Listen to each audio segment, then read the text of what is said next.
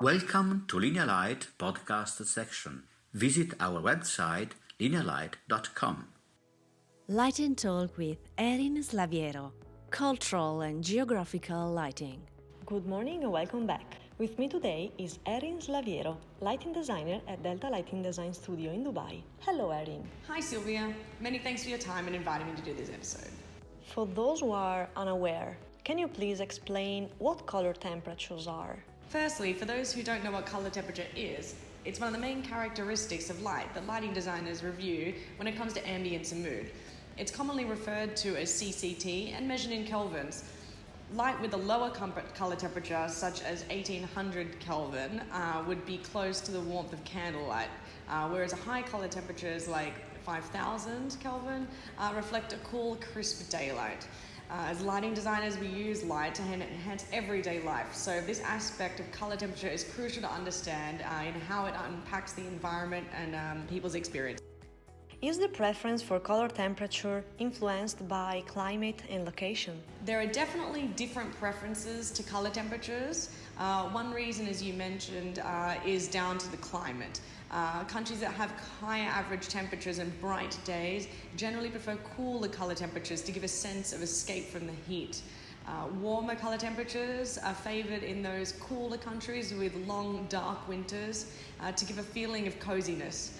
They even actually have a term for this in Scandinavia known as hygge. However, I wouldn't say that geography is the sole reason for this preference.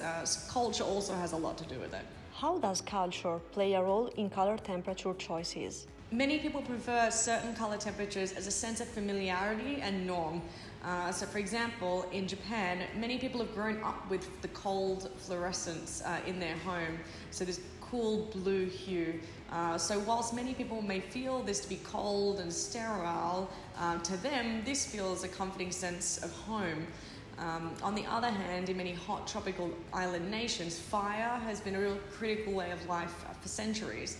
So in this case, the warm color temperatures have a key symbolic meaning and are intertwined with their culture than the cooler colors.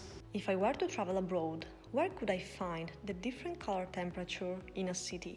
So I would say residences are the big one here. In modern day life, these types of spaces are easily personalized with artificial light.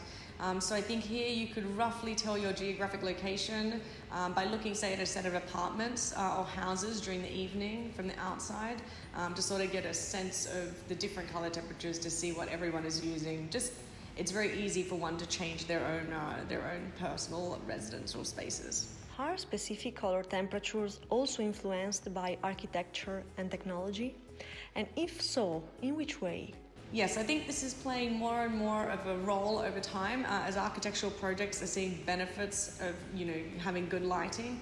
For example, in places like Asia where bamboo is used to create a rustic resort, for example, and interesting architectural features, rather than using what would be perceived as this traditional cool light, designers might prefer to use the inspiration from the materiality and the design with a warmer color temperature.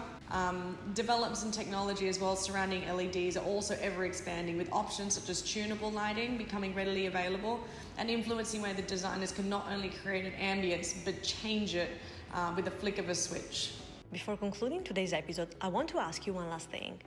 In your opinion, is it right to say that you can identify a people, a culture, by the light it chooses?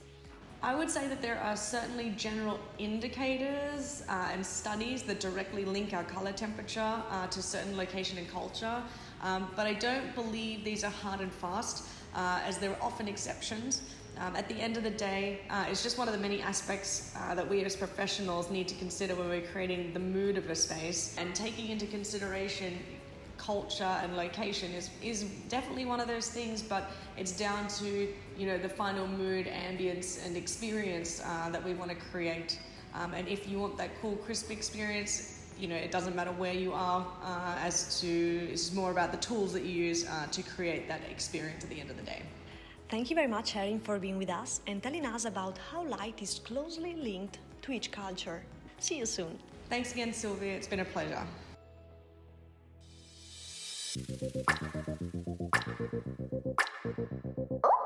Thank you for joining us. Discover more on our website linealight.com.